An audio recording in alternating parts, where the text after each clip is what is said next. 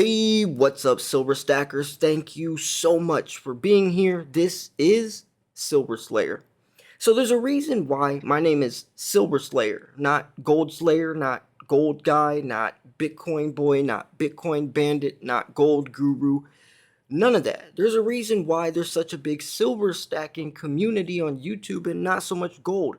There's a reason why it's called Wall Street Silver, not Wall Street Gold. There's reasons for this stuff. We didn't just randomly pick silver out of a hat. Now, when we're talking about silver and gold, we gotta look at the use cases. What makes these metals valuable? It's crazy to say this, but some people think that precious metals are valuable just because they're shiny, right? That they don't have many uses other than, the royal quote unquote, I guess, perspective it brings with kings and chains and jewelry. But no, silver, which by the way, gold basically is that, but silver on the other hand, it's there's a lot more uses for it. I mean, it's the most critical element in the world. We're talking about elements on the periodic table here, folks. When I talk about silver, I'm talking about something completely different than gold.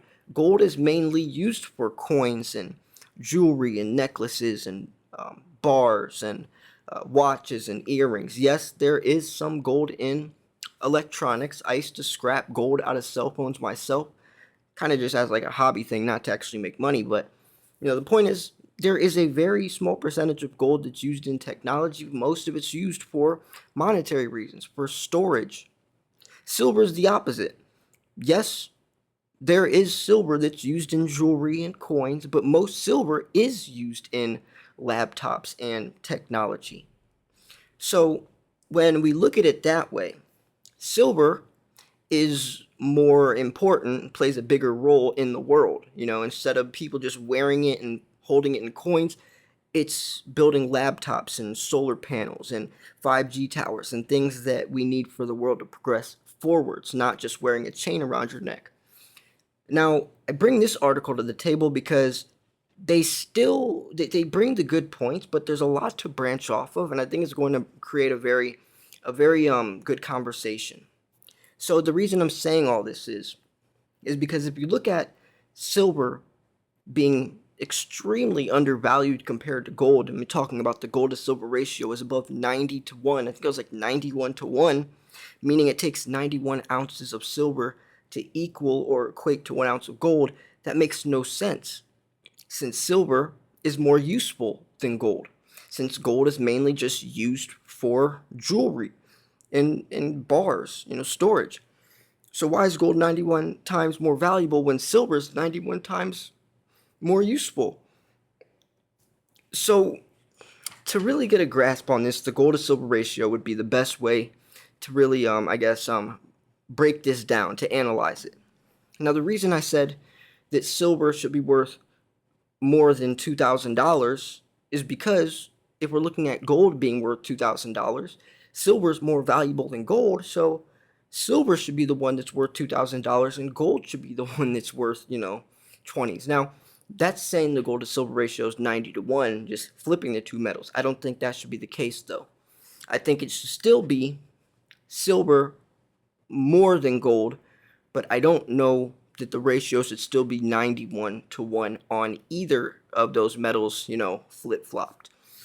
So I would say the best way to compare or to get an average quote-unquote ratio would be the rate it comes out of the ground. And that's what they went by for thousands of years. It was the gold to silver ratio. Actually, in ancient times, it was 2.5 to 1. 2 parts silver equals 1 part gold, or 2.5 parts silver equals 1 part gold, to be exact. That was in like biblical times. That was when they saw silver as magic. They thought silver was magic, right? They literally thought it was magical because it can purify water since it has certain antimicrobial properties. You can drop silver in milk, it keeps milk fresher. So it was 2.5 to 1 in like the earliest of days. By the way, gold and silver have been seen as valuable for over 5,000 years, since the beginning of man. And it's always going to be that way because we're talking about elements on the periodic table. It's not like we're going to find some other metal that's better. These are things that even in the universe, I mean, gold and silver comes to the earth from asteroids, from meteors. So even talking about universally, the entire solar system, galaxy, gold and silver are the most valuable things. Now, I said 2.5 to 1 because that was the earliest, but then we go on thousands of years and it's 8 to 1, and that's because that's the rate that it comes out of the ground. Every 8 ounces of silver, we dug up an ounce of gold. And then it was 16 to 1 until about 1930. Then FDR got in office, changed it from 16 to 1 to 75 to 1. So he single-handedly devalued silver. And that's also when he put in the Executive Order 6102, confiscating everyone's gold. Confiscated it. You had to turn your gold in, you pay a $10,000 fine, or 10 years imprisonment, or both. And then, 1971, we got rid of the gold standard. We got rid of the silver standard about a century earlier, almost exact to date. But you can kind of see if I play through the time frame, the history, that it became less and less naturally, I guess, gauged. Those two metals became more and more manipulated. Man devalued silver. It's not like silver is actually worth 91 times, cheaper. It's extremely out of whack. And that's what I like about this article, is because they break down some of these important points. So I'll link this article in the description. It's talking about 3 ways that silver is better than gold. Now, do you think that silver is worth $2,000 since gold is? Because we could look at it that way, or we could just, write gold out of the picture and just talk about silver's true value itself. I wanted to put $2,000 in this because I think if you look at it from that perspective, you can really get a higher price. If I was just to say, $2,000 silver, but not say, oh, it's because gold's 2,000 and silver's more valuable. If I was just to say, yeah, silver should hit $2,000 someday, I think a lot more people would think I'm pumping the price up. But if I could say it from the perspective of, since gold's 2,000 and silver is more valuable than gold, then 1 + 1 = 2. I think that's a way better, narrative to push for people to really understand, hey, silver should be worth more. So yeah, here's a summary. Gold and silver have been getting much more attention after their recent surge. Even big banks are recommending you to buy gold, and I say, don't forget silver. And that's the thing. It's like banks always push gold, but never silver. The only bank actually that I ever see that really talks about silver in a positive light is Bank of America. So anyways, goes on to say silver is also a monetary metal, has more industrial uses. Central banks have less of it. And yes, banks don't look at silver as money anymore. And it's funny because silver was the original money. So here's the thesis summary. The recent surge in both gold and silver bullion has renewed the interest of both retail and institutional investors. I've been warning about this for a while, and it seems that now even the big banks like Goldman Sachs are recommending the yellow metal as an investment. This has also sparked the age-old silver versus gold debate. Below, I explain why silver is, at this time, potentially a better investment than gold. Use, ownership, and price are 3 determining factors in my analysis. And I mean, it's just a no-brainer. Gold is overvalued right now. Silver is undervalued. So if you're an investor, you want to invest into the thing that's undervalued because that means it's under its value. So then when it corrects back to its value, you make the profit. If it's overvalued, why would you invest into something that's overvalued? That means it's over what the value's worth, which means you're paying it at a more expensive price than you should be. Silver is extremely undervalued. So anyways, the first thing that sets silver apart from gold is the fact that it has extensive practical uses, and that's what I was talking about, right? It is estimated that about half of the demand comes from industrial uses. Of course, gold also has some industrial uses. Phone chips have some gold in them, like I used to take out, for example, but the potential for increased demand for silver is much higher. The first and most widespread use of silver was photography, which used silver nitrate to create light-sensitive halide crystals. But this technology has come a long way since then, and silver demand from this industry peaked in 1999. However, much more interesting technology came to take its place, which is photovoltaics, which that's in solar panels, PV cells, as photovoltaics. As the entire world goes solar, you can see why demand is going to be booming. And that's another example of like over time, since silver is the most highly conductive metal for thermal conductivity, electricity, and even light sensitivity, over time, one of silver's uses may die out, but then we're advancing so fast, there's going to be another thing that starts booming that needs a lot of silver. Just like what happened with photography into photovoltaics. So silver began to be used in the early 2000s as a conductor in photovoltaic cells. This is in part what led to silver prices to explode in 2011. As a result, and that's an important thing to take note of because there is a direct correlation between silver demand and silver's price rising. So, photovoltaics boomed in 2011, which means silver boomed. Now there was also, the credit financial crisis, $1 billion stimulus, yada yada yada. But demand booms with the price. So if we know that over the next 10 years, demand is about to be booming, since the entire world's going green, solar panels across the world, electric vehicles across the world, then the price could only go with it. 1 + 1 = 2. So as a result, manufacturers look for ways to reduce the silver contents of solar panels, which they had by around 80%. Nonetheless, the photovoltaic demand for silver has grown at a rate of 20% over the last 10 years. And that's a good point. Even with electric vehicles, there's about 58 grams of silver per EV right now. They're trying to cut it down to like 20 something. But regardless, that's not even gonna put a dent in the amount of silver we need. Yes, we could try to reduce the amount.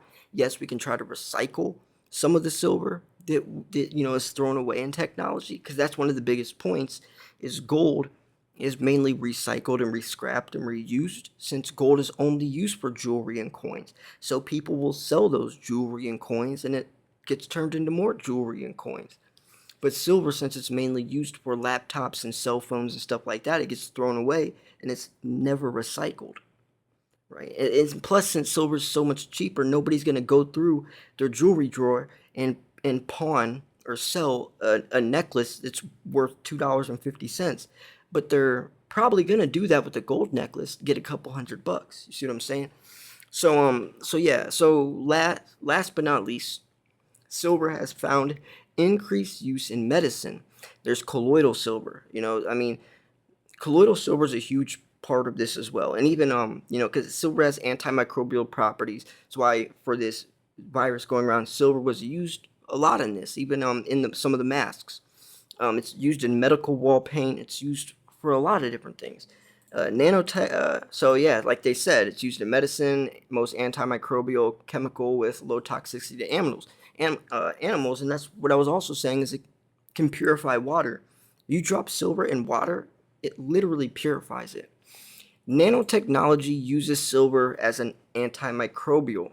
And that was the antibacterial, the first one, sorry. Antimicrobial properties, and the nano silver acts as a catalyst for oxidation and can destroy the cell wall membrane of certain cells.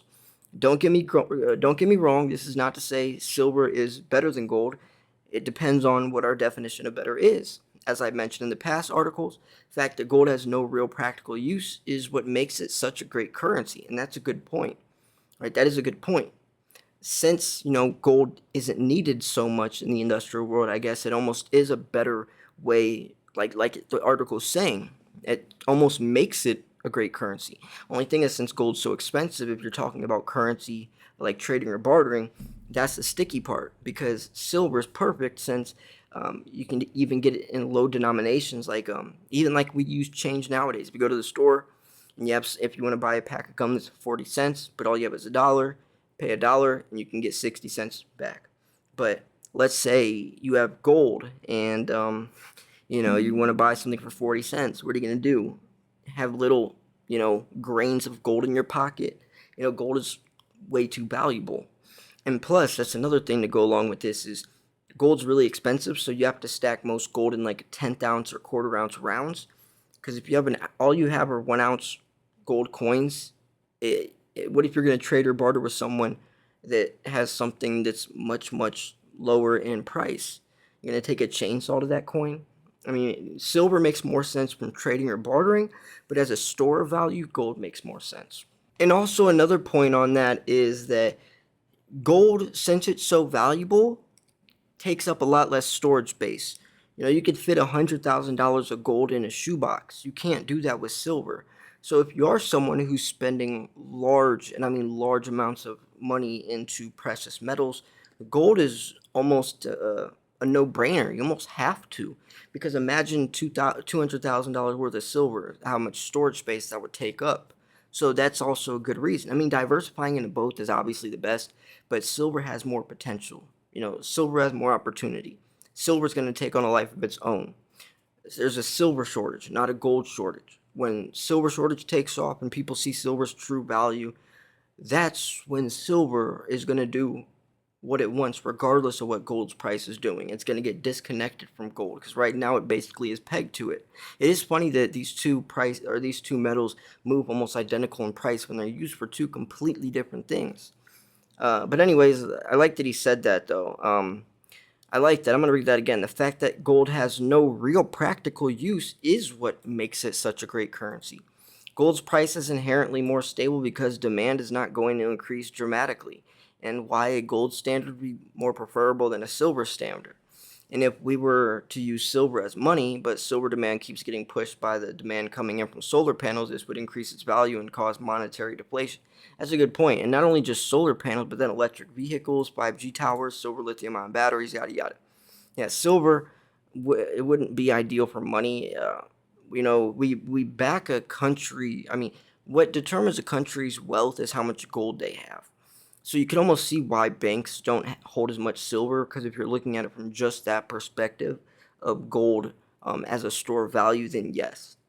Silver, though, still has more potential on the profit side of things. Silver still makes more sense to invest into if you're trying to make profit. So anyways, banks don't have it. It's another point. Another big reason you should consider adding more silver to your portfolio is that central banks don't have it, or very little of it. According to Silver Institute, there has been net zero central bank silver sales since 2014. So while many central banks have been increasing their gold holdings, silver has remained under the radar. There are two reasons why this can be good for silver. First, most importantly, central banks don't have much ammunition to suppress the silver price. In times of financial distress or monetary inflation, central banks can sell their assets to support the value of their currency. This was commonly done with gold and silver, but now it is more often done with bonds, but also gold to a degree. This means the central banks do have the ability to hold gold prices down at least temporarily. The same can't be said, though, with silver. The other reason is that central banks could start buying silver again. With central banks playing catch up with silver, so to speak, we could see it outperform gold in the months and even years to come. I think that's another good point, because let's say that, when they do realize a silver shortage is a big, big, serious situation and we don't have enough silver for the world to go green, and the government doesn't have silver right now, so then what would they do? Confiscate it from us? What would they do? So yeah, I like this. I like that they also mention that silver is undervalued. There are few ways we can measure the value of gold or silver. Arguably, though, this is the hard thing to do. Gold and silver have for most of history been the standard of value, hence the term gold standard. Even though gold is seen as the most popular monetary metal, both coexisted for quite some time. In fact, for most of history, what we had was a bimetallic standard where gold and silver circulated together as currency.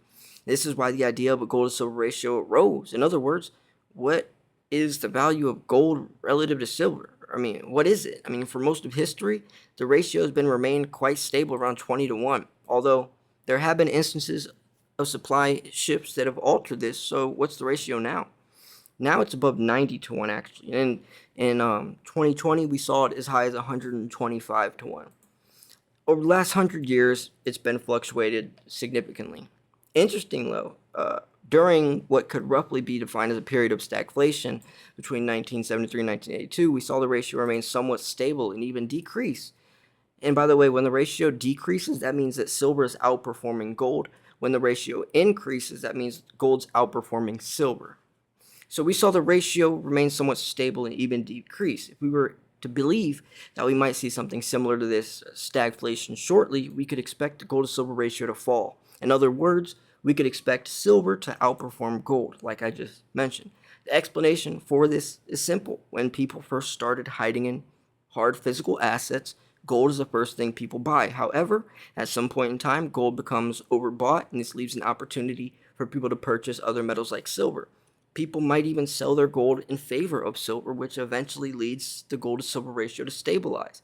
What we are experiencing now is the same. A month ago, while gold rallied, silver remained flat. So here's the takeaway. It says, I've personally been advocating the importance of owning gold and silver since the Great Depression. Unsurprisingly, is taken gold breaking its previous highs for people to realize that. And fundamentally, gold and silver will be going much higher. At this point, there is no real reason to not include some gold and silver in your portfolio. Furthermore, I would advise anyone who can to protect their, or I guess, to own physical gold and silver to protect themselves. I mean, in physical, the key word is, he said, physical here. If you can't hold it, you do not own it. We're not talking about the SLV, the PSLV. We're talking about physical gold and silver. And that's that. Do you also invest into gold? I just actually unboxed a 5-gram gold Volcambi bar. They're about to actually be sold at spot price soon, actually, next Thursday from BullionMax. So go make sure you stay tuned for that. I'll post when they do list it, because you're literally going to get 5 grams of gold at exactly what spot price is. I think that's a really cool deal. Right now they're doing the silver starter kit, which is 5 ounces of silver at below employee pricing. I'm going to show you that in a second. But yeah, let me know what you think about all this. Do you think that silver should be worth more than $2,000 since gold roughly is that amount and silver is more valuable? I think that's the best way to look at it for people to say, hey, $2,000 does make sense. Because if I was not going to compare it that way, if I was just to make a video, silver's worth more than $2,000, people might say, yo, you're talking crazy. But if I look at it that way, it doesn't sound so crazy. It's crazy how perspective of how I word it really makes a difference. That shouldn't make the difference, So anyways, yeah, I'm going to wrap this video up here. I have one last thing to say.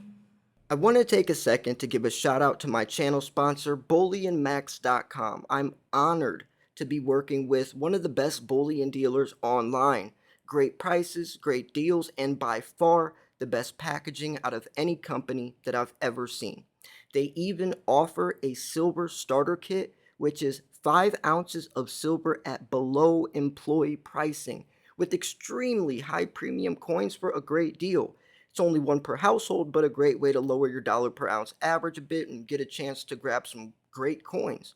So shout out to BullionMax, such a great company, always sending me silver to give away to my subscribers as well. BullionMax.com, and if you want the starter kit, go to BullionMax.com/SilverSlayer. And also make sure to go to AG47apparel.com if you want to express your love for precious metals with the clothes on your back. Thanks for tuning in. This was Silver Slayer. I'll see you guys soon. Peace.